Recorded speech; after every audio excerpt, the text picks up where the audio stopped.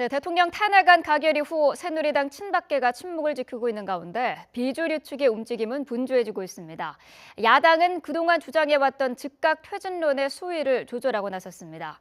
국정 공백이 예상되는 만큼 혼란을 수습하는 면모를 부각하면서 수권 정당의 입지를 다진다는 방침입니다. 국회 연결하겠습니다. 임성우 기자. 네, 국회입니다. 네, 자 먼저 새누리당 소식부터 알아보죠. 탄핵안이 압도적으로 가결되면서 직격탄을 맞았는데요.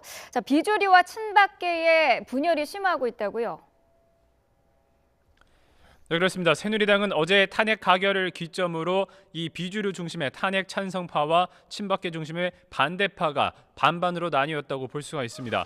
친박계는 박 대통령이 직무가 정지되면서 식물 상태가 되자 개파의 중심을 잃고 막다른 곳에 몰렸습니다.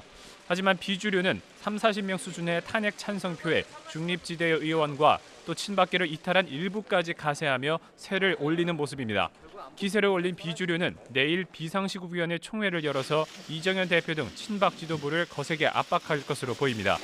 이 회의에서 비주류는 향후 대국민 메시지 내용을 정리하고 또 비대위 체제 구성과 친박계 인적 청산 등 당 쇄신 방안에 대해서 논의할 예정입니다. 반면 친박 지도부는 이번 주말 별도로 일정을 잡지 않고 상황을 주시하고 있습니다. 이정현 대표 측은 다음 주 월요일 최고위원회를 열어서 당 정상화를 위한 대책을 논의하겠다고만 밝혔습니다. 이렇듯 탄핵 가결로 힘을 얻은 비주류 비상시국위와 친박계 당 지도부의 한 지붕 두 지도부 체제가 지속하면서 일각에서는 새누리당의 분당 시점이 더 빨라질 거라는 관측도 나오고 있습니다. 네, 야권 소식도 알아보겠습니다. 그동안 야당은 박 대통령의 탄핵안이 통과돼도 대통령이 스스로 즉시 사임을 해야 된다 이렇게 강조를 해왔는데 막상 탄핵안이 가결된 뒤에는 한 발 물러섰죠.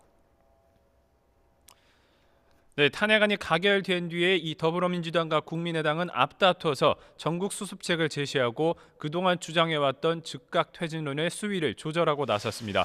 추 대표는 어제 탄핵 가결이 된 뒤 기자회견에서 제1야당으로서 그동안 대통령 탄핵과 퇴진에 중점을 두었지만 이제는 국정 정상화에 좀 더 비중을 두겠다고 강조했습니다. 그러면서 국정 공백을 보완하고 경제 난국의 해법을 마련하기 위해 국회와 정부가 정책 협의체를 구성하자고 제안했습니다. 국민의당 김동철 비대위원장도 경제 사령탑을 조속히 세워서 경제 시스템을 재정비해야 한다며 필요하면 정부와도 협의하겠다고 강조했습니다. 이러한 기조를 반영하듯 야3당은 내년 1월 임시국회를 소집하자는 요구서를 제출하며 민생 현안을 챙기겠다는 의지를 드러내기도 했습니다. 이런 가운데 민주당과 국민의당은 그동안 유지해왔던 박 대통령 즉각 퇴진론에 대해서는 한 발 물러서는 모습을 보였습니다. 하지만 대통령 탄핵이 가결되는데 결정적 동력을 했던 촛불 민심은 이들의 방침에 변수가 되고 있습니다. 촛불 민심이 대통령의 즉각 퇴진을 원하는 방향으로 흐를 경우 야권의 압박으로 작용할 수 있기 때문입니다. 이 때문에 야권은 오늘도 촛불 집회에 참석해 헌법재판소의 신속한 탄핵 심리를 촉구하는 가운데 또 촛불 민심의 동향도 함께 살필 예정입니다. 지금까지 국회에서 YTN 임성호입니다.